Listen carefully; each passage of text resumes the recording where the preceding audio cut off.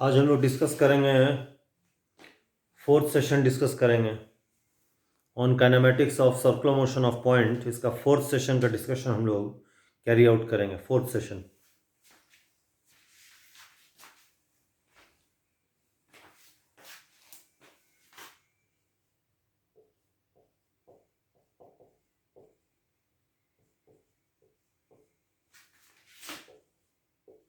Session 4 on kinematics of circular motion of point.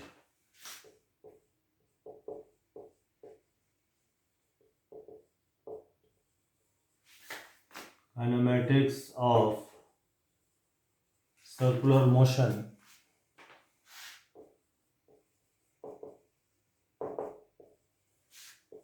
Of point, जिसको हम P से denote करेंगे। Kinematics of circular motion of point का fourth session हम लोग डिस्कस करेंगे। इसमें हम लोग न्यूमेरिकल डिस्कशन कंटिन्यू करेंगे। जो थर्ड वीडियो था उससे कंटिन्यूएशन में इसका हम लोग न्यूमेरिकल प्रॉब्लम डिस्कस करेंगे। अभी हम लोग सारा डिस्कशन करेंगे उस फॉर्मूला का जिसमें एंगुलर एक्सेलरेशन बीटा कांस्टेंट है, उसका हम लोग डिस्कशन कैरी आउट करेंगे। बीटा कांस्टेंट, तो देखिए प्रॉब्लम क्या है। प्रॉब्लम यह है कि a point P moves in a circle. A point P moves in a circle starting from rest.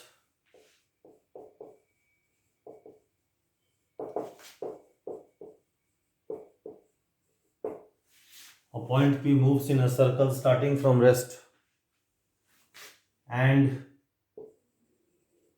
with a constant angular acceleration. With a constant angular acceleration.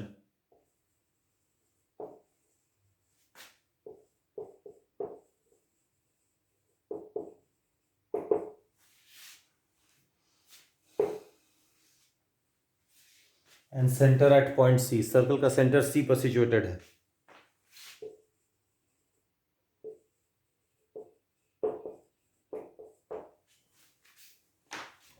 In a certain 6-second time interval,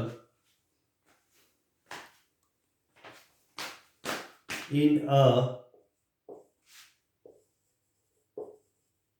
certain 6-second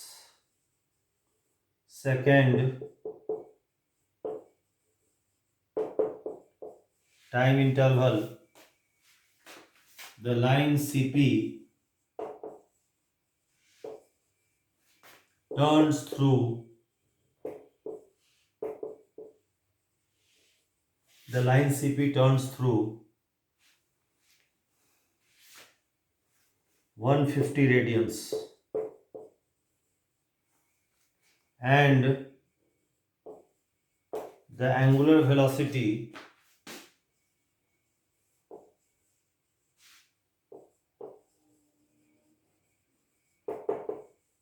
at the end of this 6-second time interval is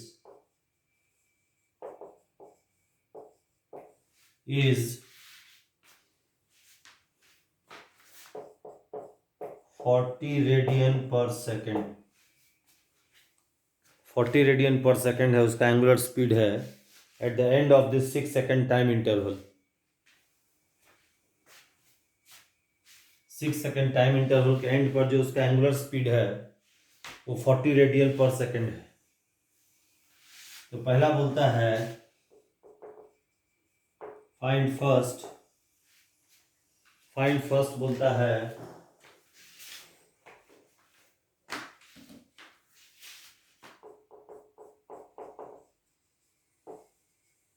find the angular speed at the beginning of this 6-second time interval.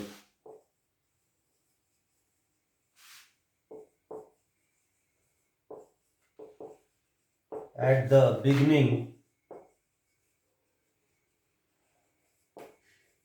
this 6 second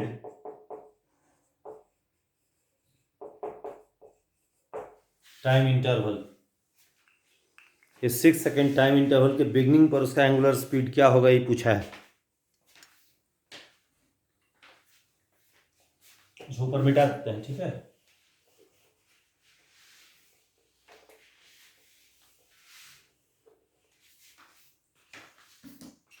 तो देखिए इसमें पहले क्या है ना, ये circle है, देखिए ये सेंटर सी है, ये पॉइंट यहाँ पर है t बराबर 0 मान लेते हैं, इस समय ये रेस्ट पर है।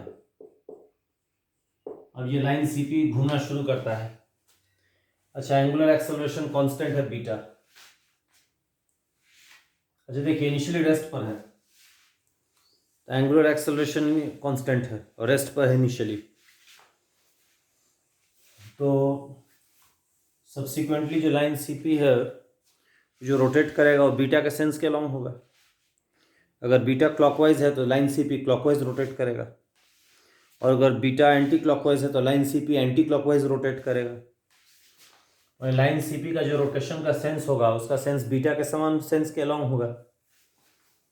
अब बीटा का सेंस हमको दिया तो है नहीं प्रॉब्लम में, क्लॉकवाइज है कि एंटी क्लॉकवाइज है कुछ बोला नहीं है, तो for the sake of calculation हम लोग मान लेते हैं कि बीटा का सेंस मान लिया कि एंटी क्लॉकवाइज है। Let sense of beta be anti clockwise. आप क्लॉकवाइज मान के भी कर सकते हैं, कोई फर्क नहीं पड़ेगा आंसर पर।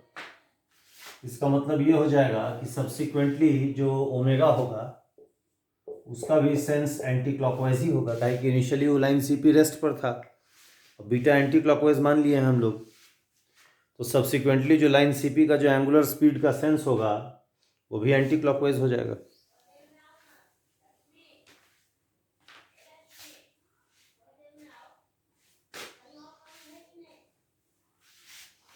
अच्छा देखिए इसमें इसको मिटा जाता है, ठीक है।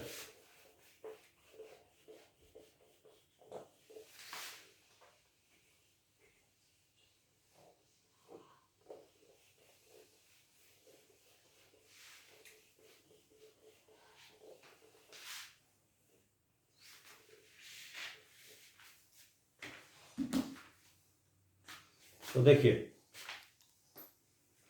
तो इसमें आप लाइन CP एंटी क्लॉकवाइज घूमेगा। अब सर्टेन 6 सेकेंड टाइम इंटरवल है ना, 6 सेकेंड मानते हैं वो टाइम इंटरवल शुरू हुआ T1 पर, उस समय पॉइंट P यहाँ आ गया, और 6 सेकेंड टाइम इंटरवल ये हो गया, T बराबर हो गया T1 + 6। ये थोड़ा इसको बड़ा करता हूँ जी, ये देखिए एक हिस्सा, ये सेंटर ऑफ सर्कुलर मोशन है, ये पॉइंट P है कब T0 पर। बीटा एंटी क्लॉकवाइज है तो ओमेगा का सेंस भी एंटी क्लॉकवाइज होगा। किसी इंस्टेंट T1 पर, T बराबर T1 पर लाइन CP यहाँ आ गया। अब 6 सेकेंड और बीत गया, यानी टाइम इंस्टेंट हो गया T1 + 6, उतना में ये एंगल घूम गया आपका 150 रेडियन से। अच्छा एक बार देखिएगा, यहाँ पर ये एंगल 150 रेडियन दिखाए हैं, ये खाली डायग्राम में दिखाए हैं, केवल इतना एंगल 150 तो रेडियन नहीं हो सकता ना। 150 रेडियन तो बहुत बार उस सर्कल में कंप्लीट सर्कल कंप्लीट करेगा तब जाके 150 रेडियन होगा, और कैलकुलेशन में डायग्राम में से ही हम दिखा दिए। अच्छा यहाँ पर इसका एंगुलर स्पीड अननोन है, और T1 + 6 पर जो उसका एंगुलर स्पीड है वो 40 रेडियन पर सेकेंड कहा गया है, गिवन है। तो आपसे बोलता है पहले कि 6 सेकेंड टाइम इंटरवल के शुरुआत में एंगुलर स्पीड क्या होगा, यही आपसे पूछा है। Angular speed at the start of this 6 second time interval. अब देखिए बीटा कांस्टेंट है, एंटी क्लॉकवाइज मान लिए हैं, ओमेगा भी एंटी क्लॉकवाइज ही होगा, तो T1 से T1 + 6 में हम लोग फोर्थ फॉर्मूला लगाते हैं। तो हम लोग फॉर्मूला लिखते हैं थीटा बराबर ω0 + ω/2 × T। अब टी, ये फॉर्मूला हम लगा रहे हैं T1 से T1+6 में।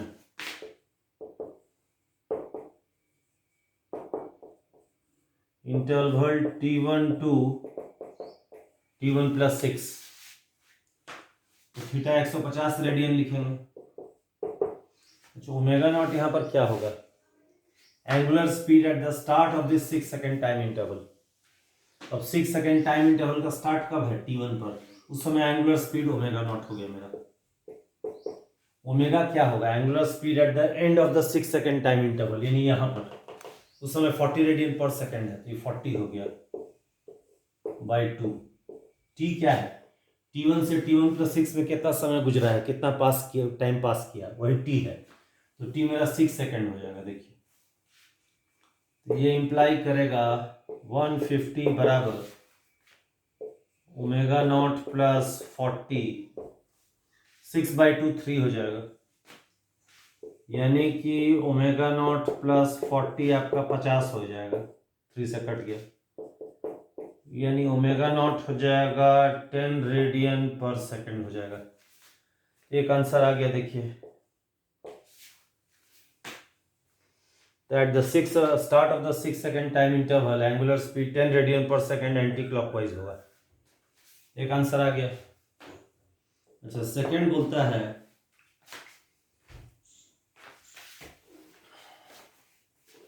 सेकंड कहता है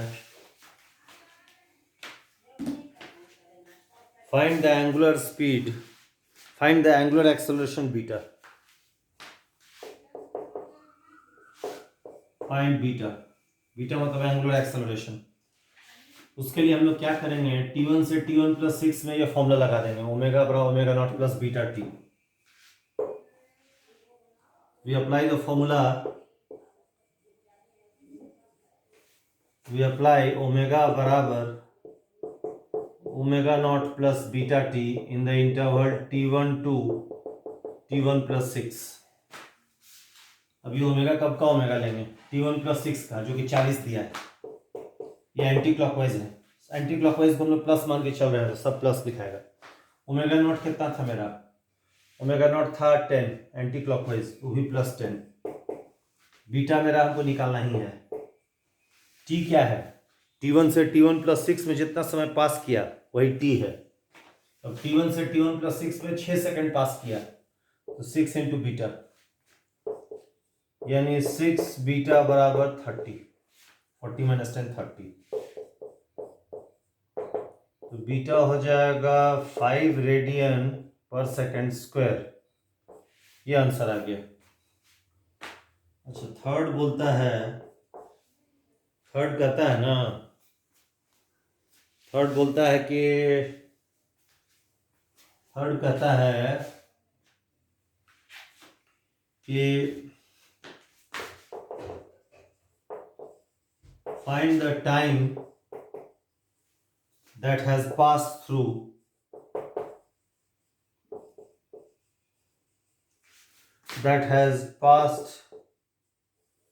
through from the initial moment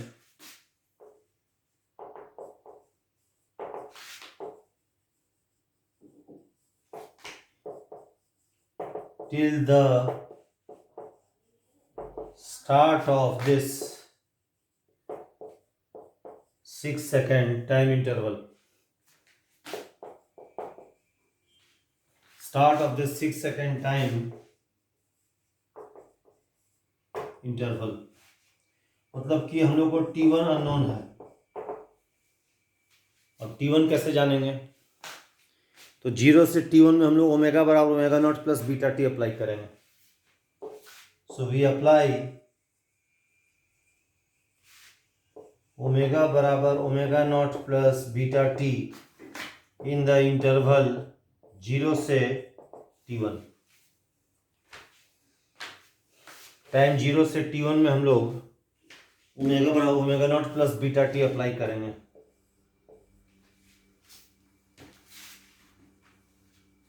इसको मिटा देते हैं, ठीक है ना।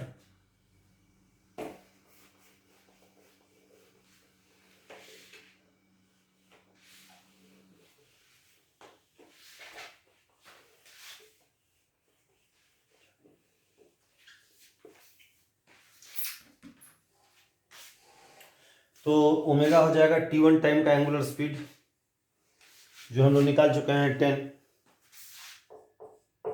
ओमेगा नॉट होगा angular speed at time zero, time zero वो पॉइंट रेस्ट पर था तो ओमेगा जीरो था, प्लस बीटा टी, बीटा मेरा हो गया 5, टी हो गया मेरा T1। इसे हम देखते हैं 5 T1 बराबर 10, तो T1 बराबर 2 सेकेंड, ये आंसर आ गया। देखिए तो T1 बराबर 2 second is the required answer. Required answer होगा T1 बराबर 2 second.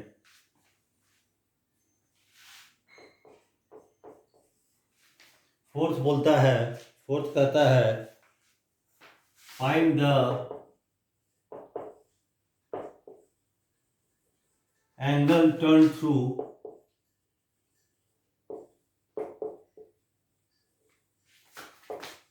by the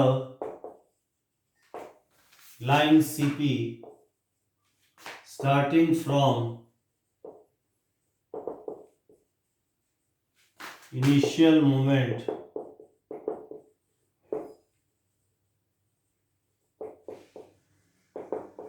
till the start of the 6-second time interval.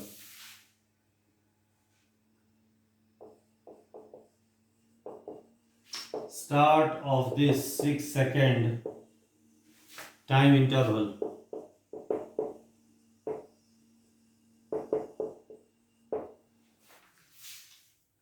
मतलब कि 0 से T1 में पूछ रहा है आपसे कितना एंगल से लाइन CP टर्न करेगा। C सेंटर है, P पॉइंट है। अब इसके लिए आपके पास सेवरल ऑप्शंस है। थीटा जानना है, omega naught T plus half beta T square लगा सकते हैं, या थीटा बराबर omega not plus omega by 2 into T भी लगा सकते हैं। दोनों में से कोई भी फॉर्मूला लगा के आप आंसर ला सकते हैं, या omega square equal to omega naught square plus 2 beta theta, उससे भी थीटा आ जाएगा आपको। इसमें से आप कोई भी फॉर्मूला, तीनों में से कोई भी अप्लाई करके आप आंसर ला सकते हैं। हम लोग लास्ट वाला अप्लाई करते हैं। वी अप्लाई थीटा बराबर omega not plus omega by 2 into T in the interval 0 से T1, in the interval 0 to T1। इसको मिटा देते हैं, ठीक है।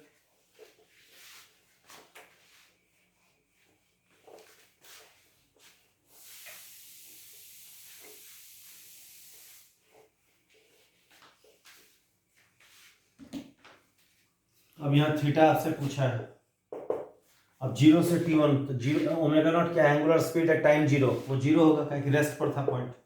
ओमेगा क्या होगा एंगुलर स्पीड एट T1। अब एंगुलर स्पीड एट T1 हम निकाल चुके हैं, कितना 10 रेडियन पर सेकेंड था मेरा, 10 था ना, हाँ तो 10 बाई 2।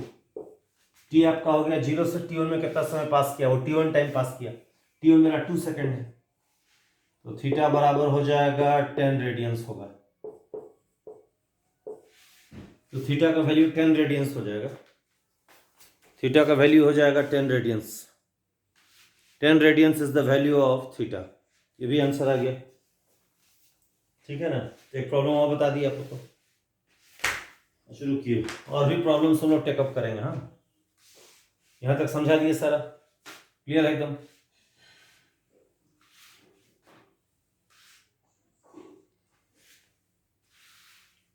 मिटा देते हैं।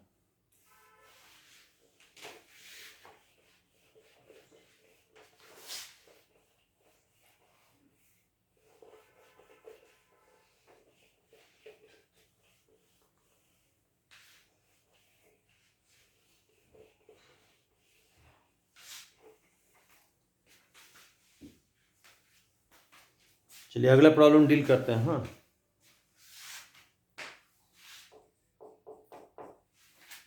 अगला प्रॉब्लम ये है, point P moves in a circle with center at C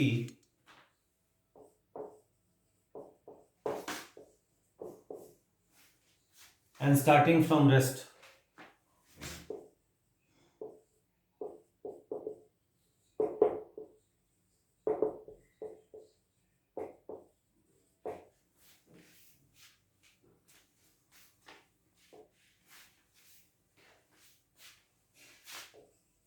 it initially moves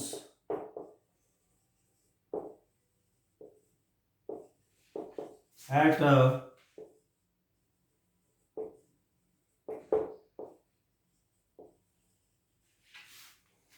constant angular acceleration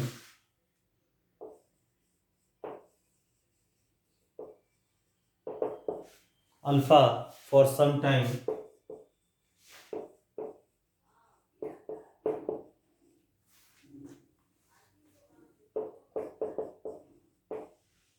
having attained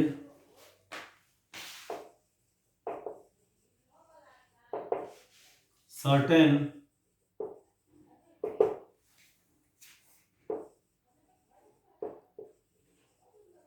angular speed omega m, it slows down तो स्पीड घटने लगा. It slows down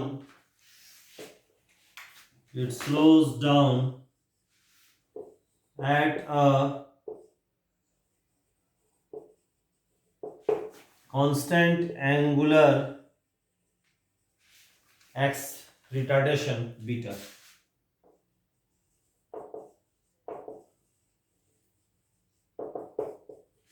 And finally comes to rest.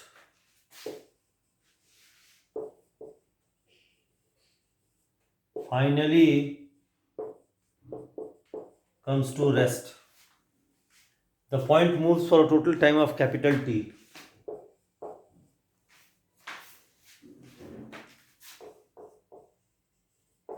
Point P moves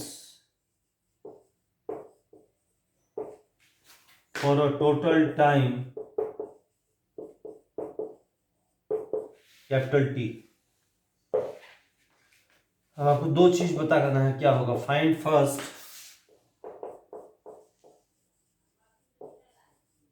value of omega M, पहला चीज बताना है. और दूसरा total angle theta turn through by line CP. Total angle turn through by the line CP during the entire course of motion. During the entire course of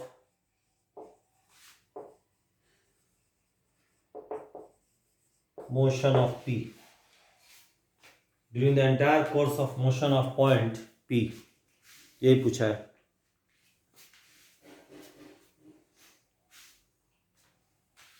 अच्छा, first ऊपर मिटा रहे हैं, ठीक है ना.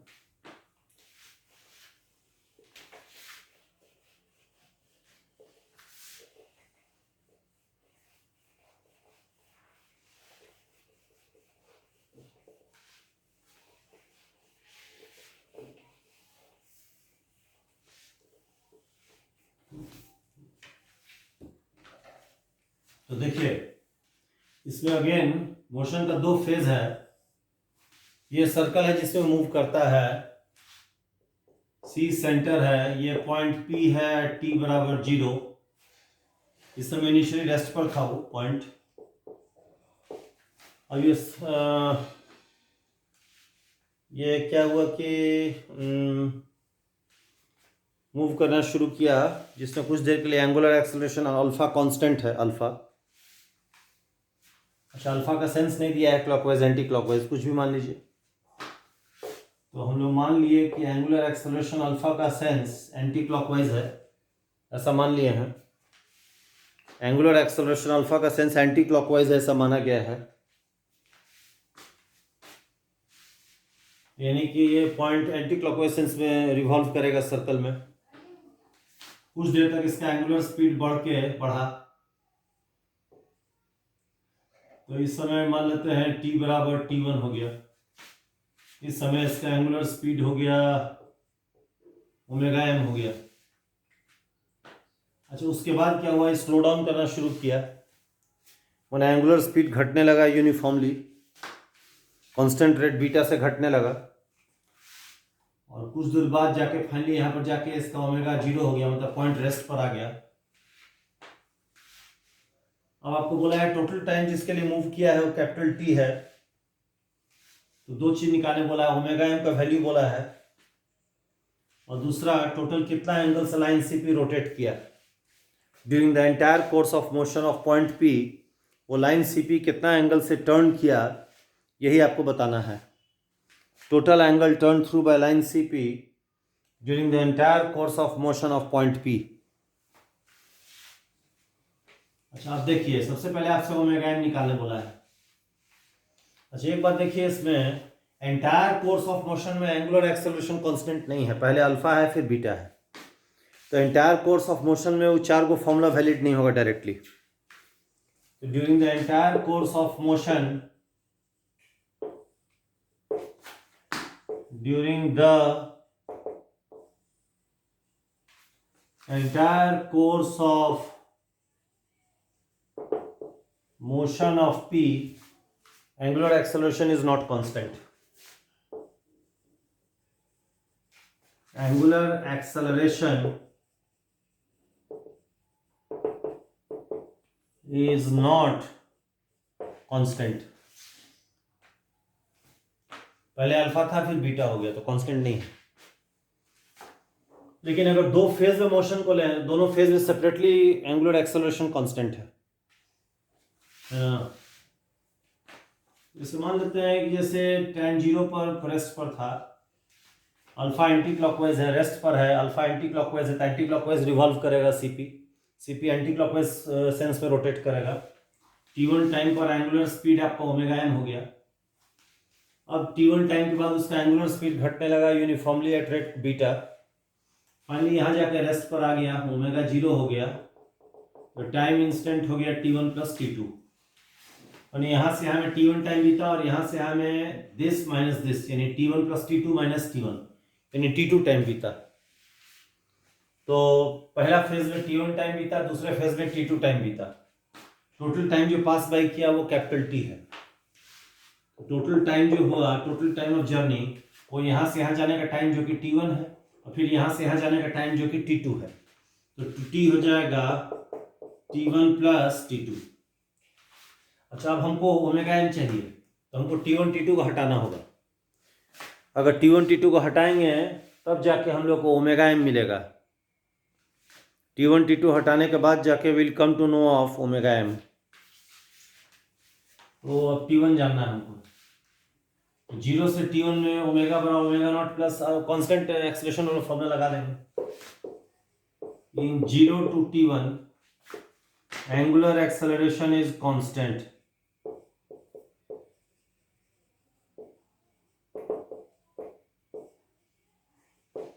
इन 0 to t1 angular acceleration is क्या? Constant. 0 से t1 में जो एंगुलर एक्सेलरेशन है वो कांस्टेंट है। तो 0 से t1 में हम लोग फॉर्मूला लगाएंगे ओमेगा नॉट, ओमेगा बराबर omega not plus beta T. तो ओमेगा की जगह ओमेगा एम लिखेंगे t1 टाइम पर, ओमेगा नॉट की जगह 0 लिखेंगे प्लस एंगुलर एक्सेलरेशन जो कि अल्फा है, और यहां से यहां जाने में समय कितना बीता? t1, यानी t1 हो जाएगा ओमेगा एम बाई अल्फा हो जाएगा, ये t1 आ गया। अच्छा अब जरा हमको t2 चाहिए। अच्छा t2 टाइम में भी देखिएगा तो एंगुलर एक्सेलरेशन कांस्टेंट है, उसका मैग्नीट्यूड कांस्टेंट है, डायरेक्शन भी कांस्टेंट है, बीटा है। तो t1 से t1 प्लस t2 में फिर से वही फॉर्मूला लगाएंगे। In t1 to t1 plus t2 we apply the formula omega बराबर omega not plus beta t. Omega हो जाएगा t1 प्लस t2 पर एंगुलर स्पीड जो कि 0 है, ओमेगा नॉट हो जाएगा उस टाइम इंटरवल की शुरुआत में t1 टाइम पर जो ओमेगा एम था, प्लस एंगुलर एक्सेलरेशन। अच्छा अब यहां देखिए ओमेगा एम का भी सेंस एंटी क्लॉकवाइज है, लेकिन t1 से t1 प्लस t2 में जो पॉइंट है स्लो डाउन हो रहा है, मतलब उसका स्पीड घट रहा है मोशन का। तो यानी कि बीटा का एंगुलर एक्सेलरेशन का सेंस जो होगा ओमेगा एम के सेंस के ऑपोजिट होगा। ओमेगा में एंटी क्लॉकवाइज है तो बीटा मेरा क्लॉकवाइज हो जाएगा, यहाँ साइन के साथ ही आता है। यहाँ बीटा की जगह माइनस बीटा लिखेंगे और टाइम T2 हो गया। इसको ट्रीट करेंगे तो T2 हो जाएगा कितना, ओमेगा एम बाई बीटा हो जाएगा। तो T2 हो जाएगा ओमेगा एम बाई बीटा और T1 हो जाएगा ओमेगा एम बाई अल्फा।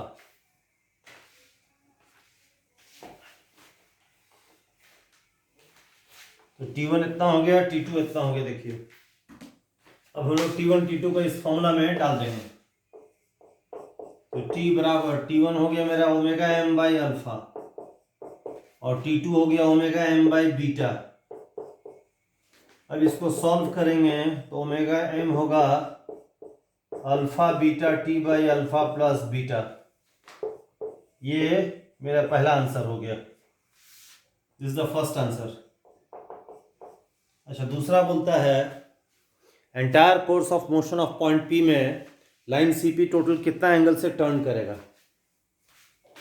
तो टोटल एंगल जो टर्न करेगा वो थीटा होगा। 0 से T1 में मान लेते हैं CP आपका θ1 से टर्न किया और T1 से T1 प्लस T2 में वो टर्न किया कितना से, θ2 से। टोटल एंगल थीटा जो टर्न किया कितना होगा, ये प्लस ये। तो let theta be the total angle turn through, total angle turn through by line CP in 0 से लेकर T1 प्लस T2। तो अब देखिए थीटा में अगर निकालने के लिए अगेन डायरेक्टली 0 से T1 प्लस T2 में through out angular acceleration constant नहीं है। पहले अल्फा था फिर बीटा हो गया, तो चेंज हो गया है। इसीलिए यहाँ हमको दो फेज में तोड़ के लिखेंगे।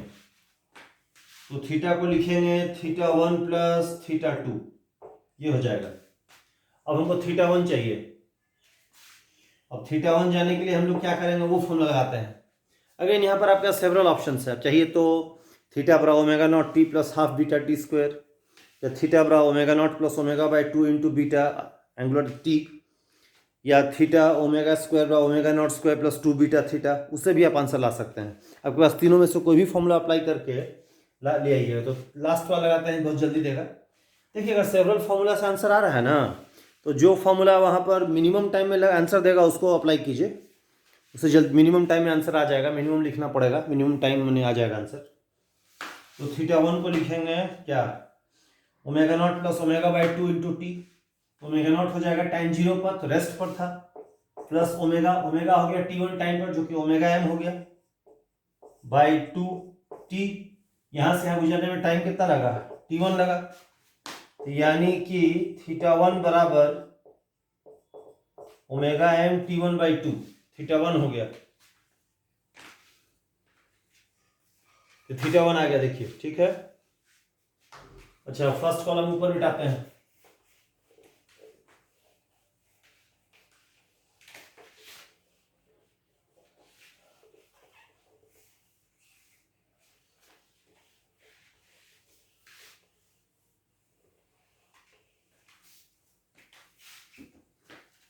अच्छा, अब हमको θ2 चाहिए।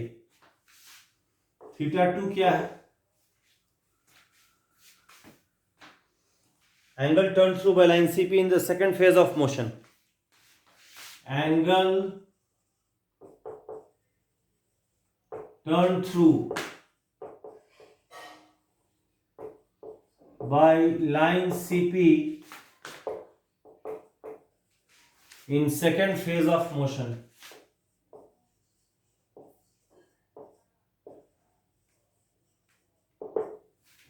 अगेन θ2 निकालने के लिए आप तीनों फॉर्मूला यूज कर सकते हैं जो θ1 निकालने में यूज कर सकते थे। तो अगेन हम लोग फोर्थ वाला फॉर्मूला लगाते हैं, सबसे मिनिमम टाइम में आंसर देगा। देखो equal to omega not plus omega by 2 into T. Omega naught हो जाएगा मेरा angular speed at the start of this time interval, जो कि ओमेगा एम होगा। ओमेगा हो जाएगा angular speed at the end of this time interval, 0 का कि पॉइंट रेस्ट पर आ गया, बाई 2। और टाइम टी मेरा हो गया T2। तो लिखाएगा ओमेगा एम T2 बाई 2। तो θ2 आ गया, θ1 आ गया, दोनों को जोड़ देंगे थीटा आ जाएगा। तो थीटा हो गया θ1 प्लस θ2। अब θ1 कितना है मेरा, omega M T1/2 plus theta 2 कितना है omega M T2/2 omega m/2 T1 plus T2 और T1 प्लस T2 मेरा कैपिटल T है ओमेगा एम T/2 यानी थीटा हो जाएगा ओमेगा एम T/2। अब ओमेगा एम हम लोग निकाल चुके हैं alpha beta T by alpha plus beta यहाँ डाल दीजिए alpha beta T/2 times alpha plus beta into T alpha beta T² times alpha plus beta ये आंसर होगा। देखिए तो थीटा हो जाएगा alpha beta T² times alpha plus beta ये मेरा थीटा का वैल्यू हो जाएगा। देखिए alpha beta T² times alpha plus beta is the total angle turn through by line CP during the entire course of motion of point P ये answer होगा alpha beta T² times alpha plus beta ये answer हो जाएगा। समझ गए। यहाँ देखिए और भी प्रॉब्लम डिस्कस कर दिए है ना।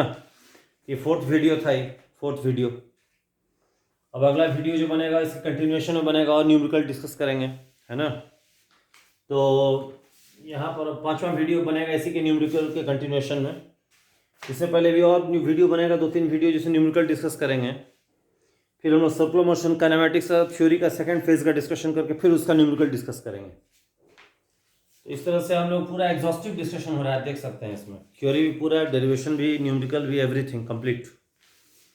आपको कोई किताब देखने की जरूरत नहीं है। अगर इसको देख लिए हैं समझ गए हैं तो इट इज़ ओवर। आप डायरेक्टली न्यूमेरिकल अटेम्प्ट कर सकते हैं। जो भी बुक या सोर्स से आप ट्राई कीजिए उसे बना करके देख सकते हैं। प्रीवियस ईयर्स में जो क्वेश्चन आया है जेई में या नीट में उसको भी आप ट्राई करके देख सकते हैं। और इसको पढ़ने के बाद गो थ्रू करने के बाद आप उसको भी देख सकते हैं। तो आप बना लीजिएगा most of the problem solve हो जाएगा इसमें कोई डाउट नहीं। मैंने आपको काफ़ी सब्सटेंशियल हेल्प मिलेगा ये वीडियो देखने से बहुत सब्सटेंशियल हेल्प आपको मिलेगा। मैंने आपको बहुत फ़ायदा होगा इससे इसमें कोई डाउट नहीं है। तो यहाँ क्लोज कीजिए हम लोग कंटिन्यू करेंगे ठीक है ना। तो क्लोज कर दीजिए।